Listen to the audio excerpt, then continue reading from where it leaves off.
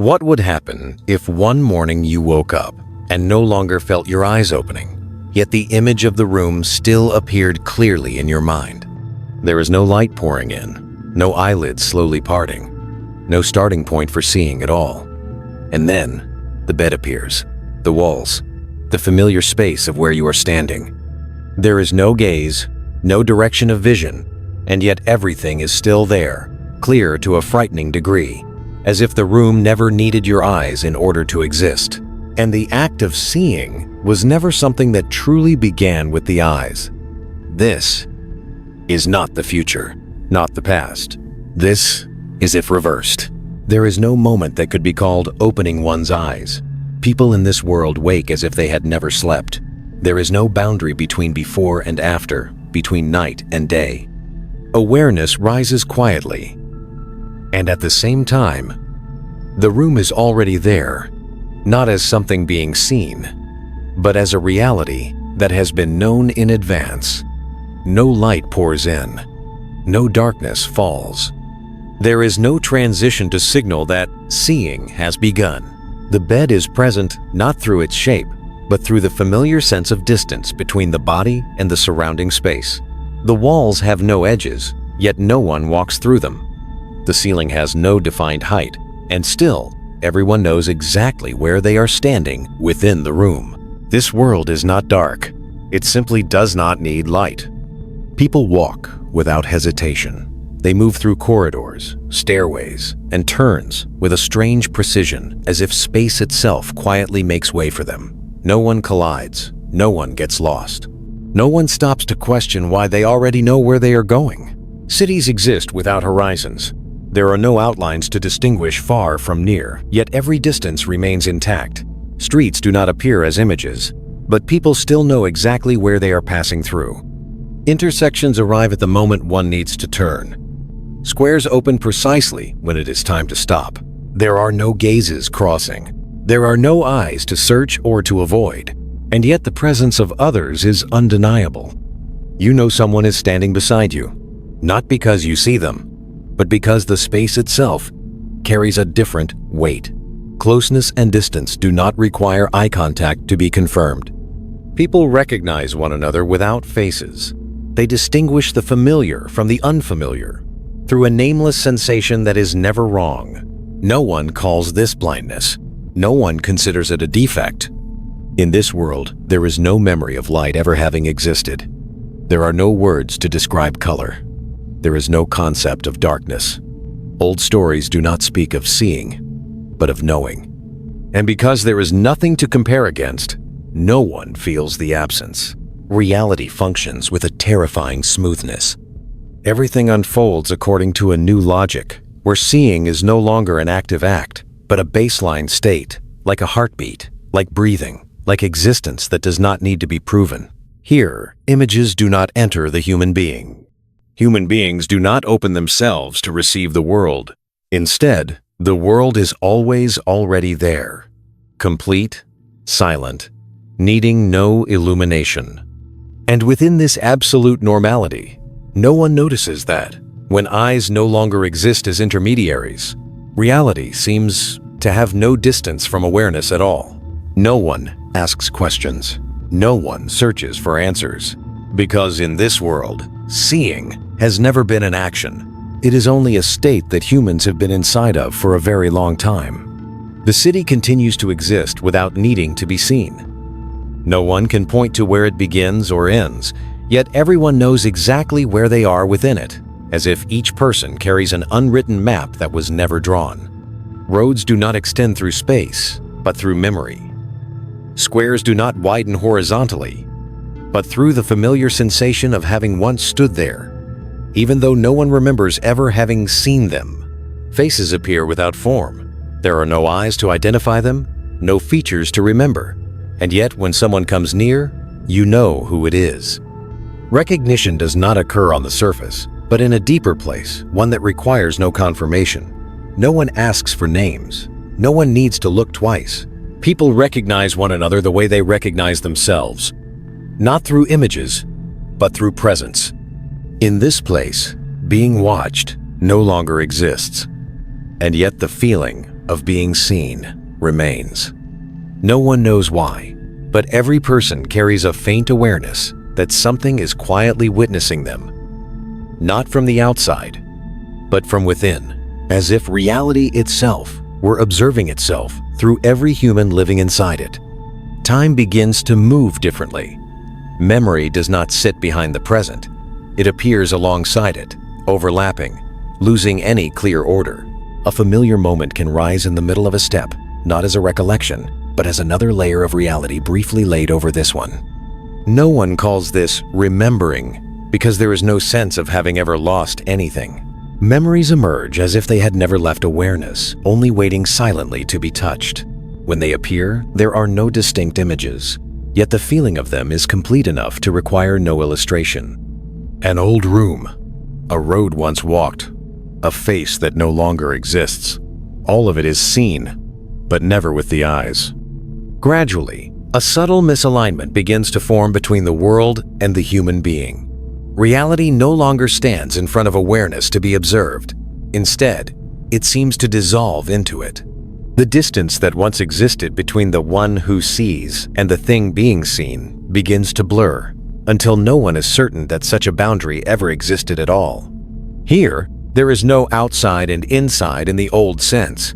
There is only a continuous field of presence, where everything appears without passing through the senses.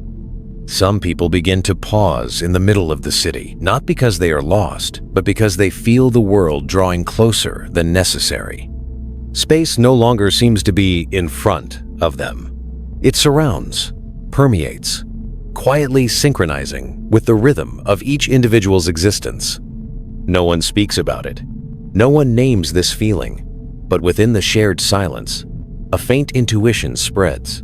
Perhaps losing the eyes was not a deficiency, but a withdrawal, as if an intermediary layer had been removed, leaving awareness to face reality directly, without images, without light, without anything that could be distorted. The city still exists. People continue to walk.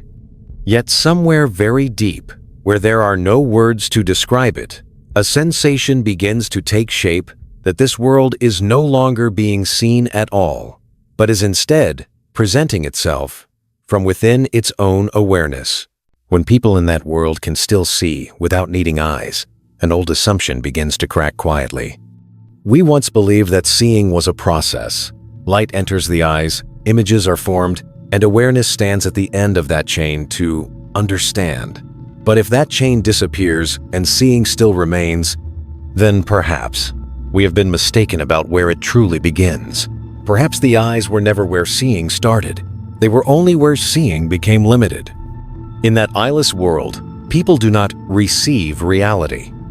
Reality does not stand in front of them to be observed. It is present directly, without intermediaries, without needing illumination to become real. When the boundary between the one who sees and the thing being seen dissolves, awareness no longer faces the world. It exists within the world, and at the same time, the world exists within it. This gives rise to another question, slow yet sharp. For all this time, have we not been living in reality itself, but in a version filtered through our eyes? Modern humans see more than any generation before them. Images flood every moment of life on screens, across social networks, within memories that are constantly edited. And yet, the more there is to look at, the fainter the feeling of truly being seen becomes. We trust what appears before our eyes, but we rarely stop to ask, what is deciding what gets to appear? Perhaps this is the deepest paradox of our age.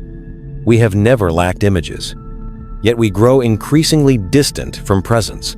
Our eyes open wider and wider, while awareness quietly closes behind what has already been chosen to be seen. And if seeing never truly began with the eyes, but with awareness that was already there before any light, how many truths have passed through our lives not because they were invisible, but because they were never allowed to appear?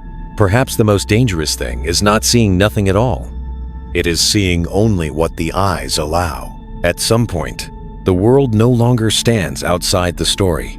It is no longer an eyeless city, no longer people walking through a reality without light. The question quietly shifts from them to us. and then comes to rest, very close, right where you are sitting now. What are you seeing? Not on the screen, not inside the room, but behind whatever is appearing before your eyes. We live among countless images, yet we rarely remain with any one of them for long. Our eyes are constantly open, constantly moving, while awareness drifts elsewhere, pulled along by information, memory, desire, and stories that never stop. We look so much that looking becomes a reflex, no longer an act of presence. In the world without eyes, people do not need to look in order to see. In this world, we seem to need to look endlessly in order to forget that we are seeing. Perhaps the difference does not lie in the eyes, but in where we place our attention. When everything is always out in front, awareness rarely turns back toward itself. And when that happens for long enough, we begin to believe that reality exists only in what can be seen, touched, or proven. But if you pause for a moment not to search for an answer, but simply to remain, something else may appear. Not a new image, not a deeper thought, but a very subtle sensation that you are present even before whatever you are looking at. In that moment, seeing is no longer an action. It becomes a state. There is no one who sees, and nothing that is seen, only presence quietly recognizing itself without needing confirmation. Perhaps that is what the eyeless world touched. Not a supernatural ability, but a reduction, a stripping away of noise, of images, of distraction, so that awareness no longer stands behind the eyes, but returns to its original position. And if that is possible, even for a very brief moment, then the question is no longer, what do we see with? It becomes, when we stop trying to see, are we seeing more clearly than ever before? Perhaps the world never needed to be seen in order to be real. Perhaps what we call reality only begins when attention comes to rest, when awareness no longer chases images, no longer stands behind the eyes, searching for something more. In that world without light, people are not lacking the ability to see. They are only lacking distance. And when that distance disappears, reality no longer needs illumination. It presents itself on its own, whole and silent, asking for no proof. Perhaps this is not a distant vision at all, but a very old memory, something we once knew before we learned to look too much. If anything remains after this journey, it may not be an answer, but a pause. A pause slow enough to recognize that seeing is not something in front of you, but something at the place where you are standing right now, when you are no longer trying to see. And if this silence touches you in some way, if it feels familiar, even if you cannot name it, then perhaps there is nothing else you need to seek. Simply remain a little longer with that feeling, not to understand, not to remember, only to be present. If reversed is not a place to arrive at, it is a place to return to whenever you begin to doubt the way you are looking at the world, whenever images grow too loud, and truth seems to retreat behind the eyes. If you choose to continue alongside us in moments of quiet like this, the journey remains open, offering no direction, no promises, only a silent reflection. Until next time, this is If Reversed.